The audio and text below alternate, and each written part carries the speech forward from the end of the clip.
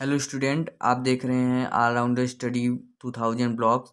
और आज हम पढ़ेंगे एचएपी सब्जेक्ट, जिसका मतलब होता है ह्यूमन एनाटॉमी एंड फिजियोलॉजी, जो कि पढ़ाया जाता है बी फार्म या डी फार्म का कोर्स करते समय। तो इसका हम बेसिक डेफिनेशन पहले जानेंगे कि ह्यूमन एनाटॉमी एंड फिजियोलॉजी का डेफिनेशन होता क्या है, ये क्या है। तो इसको जानने के लिए आइए चलिए हम वीडियो को स्टार्ट करते हैं।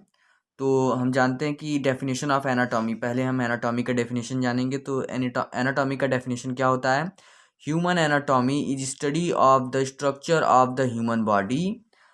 इसका मतलब हो गया कि हमारी जो ह्यूमन बॉडी है उसकी संरचना कैसी है, स्ट्रक्चर्स उसके कैसे हैं, उसके बारे में हम इसमें एनाटॉमी में अध्ययन करते हैं, स्टडी करते हैं। It means how the body parts are organised.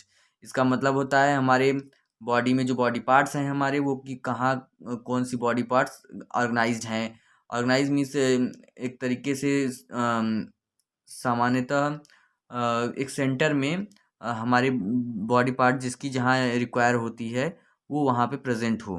तो ये अब हम जान गए एनाटॉमी क्या होती है।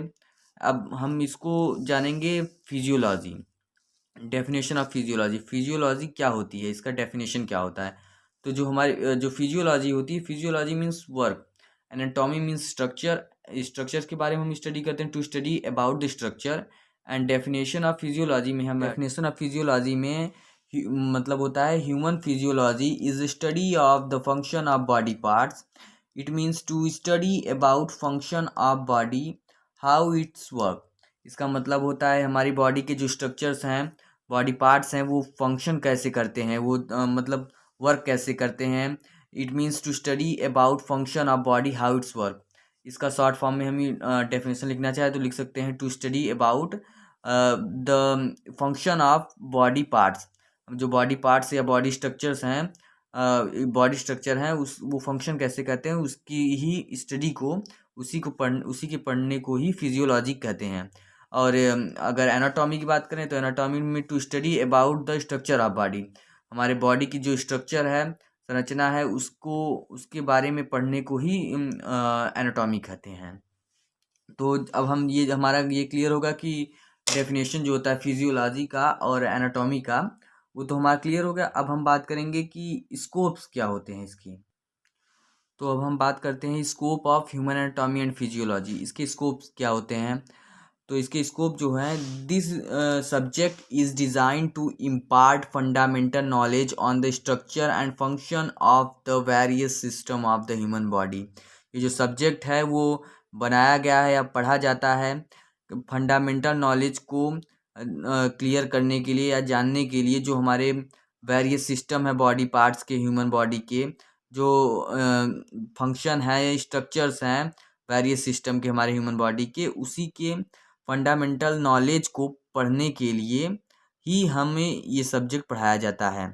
तो इसके जो सेकंड पॉइंट है, तो इसका सेकंड पॉइंट है, it also helps in understand both homeostatic mechanism. ये जो होता है ये हमें मदद करता है होम्योस्टैटिक मैकेनिज्म को समझने में। तो अब आप समझते होंगे कि होम्योस्टैटिक मैकेनिज्म क्या होता है। अगर नहीं जानते तो हम बताते हैं। होम्योस्टैटिक मैकेनिज्म जो होता है, मैकेनिज्म मतलब तंत्र होता है, और होम्योस्टैटिक मतलब होता है वातावरण बनाना।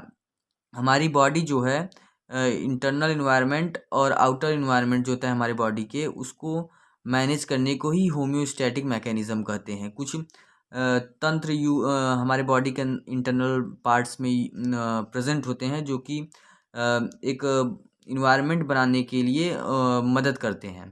तो अब हमारा ये जो थर्ड पॉइंट है, हम उस थर्ड पॉइंट पे आते हैं। तो हमारा थर्ड पॉइंट है, the subject provide the basic knowledge required to understand the various discipline of pharmacy. ये जो सब्जेक्ट है, the subject provide the basic knowledge required to understand the various discipline of pharmacy. जो ये subject है, ये provide करा गया है हमारे बेसिक नॉलेज की ज़रूरतों को समझने, पूरा करने के लिए फार्मेसी में। और अब हम बात आते हैं ऑब्जेक्टिव। ऑब्जेक्टिव क्या होता है? अगर हम ऑब्जेक्टिव मीन्स होता क्या है पहले हम ये जानते हैं। तो ऑब्जेक्टिव मीन्स जो है, ऑब्जेक्टिव मीन्स होता है कि उद्देश्य। अगर हम इस सब्जेक्ट को पढ़ रहे हैं तो हमारा उद्देश्य क्या है इस सब्जेक्ट का, कि हम ये सब्जेक्ट पढ़ते क्यों हैं, इस सब्जेक्ट की ज़रूरत क्यों है पढ़ने की। तो हम ये समझते हैं। तो upon completion to of this course the student should be able to, मतलब इस कोर्स को, मतलब इस सब्जेक्ट को पढ़ने के बाद जो स्टूडेंट मतलब छात्र हैं वो एबल हो जाते हैं, वो मतलब योग्य हो जाते हैं किस चीज़ को करने के लिए।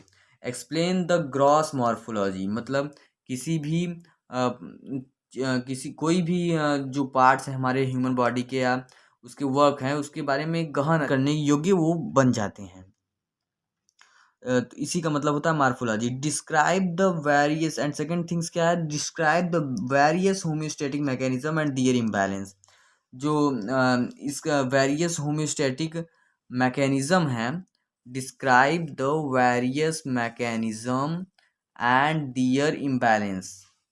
इसका जो हमारा सेकंड पॉइंट है, हमारा सेकंड पॉइंट क्या है, describe the various homeostatic mechanism and their imbalances. मतलब हमारे बॉडी के जो इम्बैलेंसेस हैं, होम्योस्टैटिक वातावरण, किसी वातावरण को बनाने समय विभिन्न प्रकार के वातावरण बन सकते हैं। जैसे कि अगर गर्म गर्मी की ज़रूरत है तो ठंडा हमारा बॉडी कोल्ड हो जाए, तो इस तरह के मैकेनिज़्म ना हो, इसलिए इम्बैलेंस ना हो बॉडी, तो इसको हम डिस्क्राइब कर सकते हैं कि आखिर हुआ तो कैसे हुआ और क्या इसमें दिक्कत हुई, क्या इसमें कौन से ऐसे इशू आ गए कि जिसके कारण हमारी बॉडी जो है एक प्रॉपर इन्वायरमेंट नहीं बना पा रही है और हम बार बार बीमारियों का सामना पॉइंट है। वो थर्ड पॉइंट जो है इसका, वो है identify the various tissue and organs of different system of human body. तो हम जो है जो डिफरेंट टाइप्स ऑफ टिश्यू होते हैं, वेरियस टिश्यू होते हैं, जैसे कि 4 टाइप्स के टिश्यू होते हैं। एपिथेलियल टिश्यू होता है, कनेक्टिव टिश्यू होता है, मस्कुलर टिश्यू होता है, नर्वस टिश्यू होता है।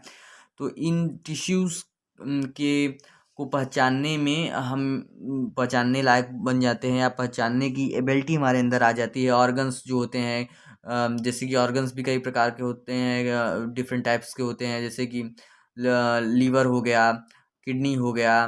तो कौन लीवर है, कौन ऑर्गन्स किडनी कहते हैं, किसे किडनी कहते हैं। तो ऐसे ऑर्गन्स को हम जो है, और डिफरेंट सिस्टम्स जो होते हैं, बॉडी सिस्टम्स, उसको ह्यूमन बॉडी सिस्टम उसको भी हम रिकग्नाइज करने योग्य बन जाते हैं, हमारे अंदर एबिलिटी आ जाती है आइडेंटिफाई करने की। और चौथा जो पॉइंट है, perform the various experiment related to special sense and nervous system. जो स्पेशल सेंस होते हैं, जैसे कि ईयर हो गया, आई हो गया, नोज हो गए एंड नर्वस सिस्टम हो गए, इन सब के ऊपर हम एक्सपेरिमेंट जो है परफॉर्म करने की एबिलिटी हमारे अंदर आ जाती है। अगर आपको ये वीडियो अच्छी लगी हो तो कृपया वीडियो को लाइक करें, शेयर करें, सब्सक्राइब करें।